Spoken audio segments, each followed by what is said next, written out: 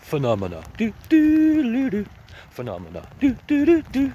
Phenomena. Do do do do do do do do do do do do do. I hadn't even heard the term unidentified aerial phenomena until very recently. I always just used to go with UFO, but I think actually unidentified aerial phenomena much better suits what I saw up here. I'm up on top of Dunstable Downs, which is on the northern edge of the Chiltern Hills in southeastern England, and this was a hangout spot.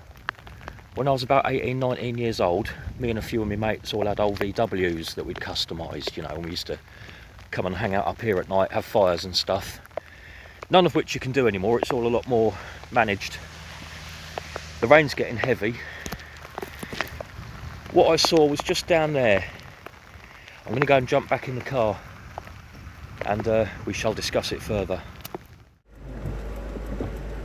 This rain's going nowhere. But this is the location. Anyway, I was parked at the time. I wasn't in this car park. I was parked just over there where it's just grass. You used to be able to park just on the grass.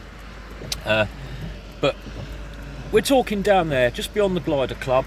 I think actually it was slightly more in that direction towards Wellhead, where there are lots of springs, interestingly, because what I think this was that I saw has been, you know, quite closely associated with springs and chalk aquifers. Anyway, this is too much. I'm going to go over the shed. I'll see you there. So much rain. Getting soaked. I didn't choose the right day for this, did I? Right. Let's go and sit down in the dry.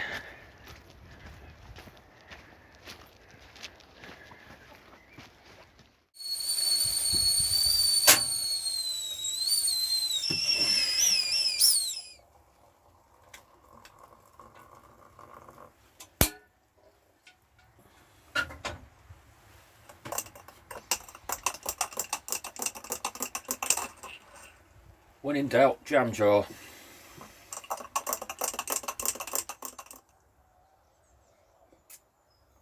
Right, where were we? We were in 1992, I think. Actually, before we go to 1992, very briefly, my very first UFO experience, I was about 4 or 5 years old, and it was Christmas morning. And I looked out the lounge window, the little house we lived in at the time, and I saw what in hindsight was obviously a meteor. I saw this meteor go flashing across the sky in front of the moon. It was early morning, so it was still dark. And I remember rushing upstairs to tell Mum and Dad that I'd just seen Santa Claus flying back to Greenland before it gets light. I think I might have been confusing Santa Claus with vampires at the time, I don't know. But yeah, that was a meteor I saw when I was very small. And I didn't think it was a UFO. I thought it was Santa. But I think it counts, doesn't it? It does count as a UFO. Back to 1992. I was sat at the top of the downs there where we just were in the rain. Sitting there in my Beetle. And for some reason I was the only one there. I can't remember why. I don't know if I'd got there before everybody else or whatever. No idea. I can't remember what time of year it was, but it was dark. I was sitting up there on my own one night, and off in the distance, down where I showed you on the lower ground, just beyond the gliding club, I could see this ball of light. It was a kind of blue. It wasn't a warm yellowy orangey light. It was a bluish white light. Difficult to tell exactly how big it was. I'd guess somewhere between a tennis ball and a netball, basketball, you know, football, that sort of size. And it was moving in a manner which seemed intelligently controlled to me. I was sitting there watching this thing, and you could see it down roughly at ground level most of the time. It was kind of hovering above what I perceived to be about ground level. It was dark, remember. What helped me sort of decide it was at ground level was because as it was moving along, I could see it coming on and off as it went past bushes and trees in front of it. You could see it flickering in and out of your line of sight as it went behind the bushes and the trees. And there's lots of little mounds and hills and things down there as well. And it wasn't just moving horizontally. Every now and then, it would rise dead vertically to, I don't know, a height of not much, 20, 30 feet maybe. It would slowly and very deliberately looking rise up to a height of 20 or 30 feet, pause, come back down again, and then continue its horizontal. You know, it looked like it was being controlled somehow. It didn't look like a very random natural phenomena. Now, I just sat and watched it. It was a fair bit off in the distance. Didn't seem to be any sort of threat or anything like that, you know. I was just sitting there watching it. It was all very entertaining. And then after, I don't know, I'd say, this didn't go any longer than maybe 4 minutes, something like that. And I can't remember how it disappeared. I can't remember if it faded out. It certainly didn't do anything as dramatic as shooting off into space or anything like that. I think it just kind of went behind a tree and never came out again, you know. I didn't perceive it as a UFO. I didn't know what to make of it. But me being the earthy kind of fella that I am, I just set it in my mind for the fun of it. I set it in my mind that maybe I'd seen a will-o'-the-wisp. You know, one of these old traditional sort of spirit things that I don't know if you remember the Kenneth Williams animated series from the early 80s, Will-o'-the-Wisp. It's a spirit that wanders around at night, you know. I'd sort of put it in my head, oh, maybe that's what I saw, that'd be good, wouldn't it, you know. And I mentioned this in a Halloween video that went on Mike's channel. And our mate Zed, Mr. Z not Z, he suggested that maybe what I'd seen was ball lightning. Now, I used to read the 14 Times. I'm kind of aware of ball lightning, but I've never really looked at videos of it or anything like that. And that name, ball lightning, the lightning bit, it makes you just think, oh, up in the sky. And this thing I saw, it was pretty much at ground level. But I started looking up some videos and some footage of ball lightning, and yeah, that's what I saw. I'm 99% certain that was ball lightning. It's no disappointment though to learn that was probably ball lightning, because ball lightning itself is an absolute mystery to science. Nobody's got any idea what this stuff is.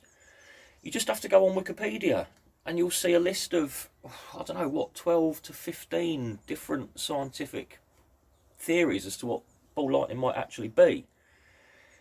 It's so rare and random, nobody can measure it, nobody can test it. And I'm extremely lucky to have seen it, you know. So the fact that it wasn't some earth spirit and the fact that it wasn't aliens really doesn't matter. What I saw was something very rare and special. Some of these theories, they say it's kind of residual ionized air left over after a lightning strike. Other theories say that it's to do with the amount of silica and calcium in the soil. Well, calcium in the soil, yes, I can see that, because we're on a big old load of chalk here, and a couple of 100 feet down below that chalk are vast freshwater aquifers. And all along this ridge of chalk hills that I live on, it really is a hot spot for ball lightning. People see it a lot. They see it around aquifers and springs, and they see it in chalky areas. And it's no coincidence that people see it in the same places as you get crop circles, for example. We do get the occasional crop circle around here, and I'm really hoping that one day I might, you know, well, it's a long shot, but I might one day, you never know, get to film a crop circle for you, because they tend to appear, it's not been for a few years now, but they tend to appear over by Barton le Clay, where I filmed before. Remember that beautiful spring over in the Barton Hills? And Sharpenoe clappers, they appear on the fields around there. And there's a video I've seen on YouTube. Now let me have a look. I wrote it down. There's a video on YouTube. It's only about 45 seconds long. It's called Ball of Light, Wiltshire, by a lady called Kerry McKenna. That particular video shows very much what I saw, almost exactly. I suspect what I saw was a bit bigger than what she filmed, but it's difficult to tell. It depends on how intensely bright it was, etc, etc. But if you go and see that video there, it's only 45 seconds long. That's a pretty accurate image of what I saw. Other images of ball lightning show kind of plasma balls with all fuzzy edges and stuff. What I saw was a very clean, crisp ball of light. And I just remembered, there's another theory, which is a different one. Now this theory, they've actually managed to reproduce under laboratory conditions. They've actually made ball lightning happen, in a sense. What they've done is they bombarded people's brains with magnetism, basically, electromagnetism, and that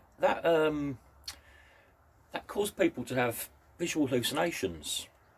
There are certain, levels of magnetic whatever that you can blast into somebody's brain, and it'll induce some very specific visual hallucinations, and what they see is balls of light.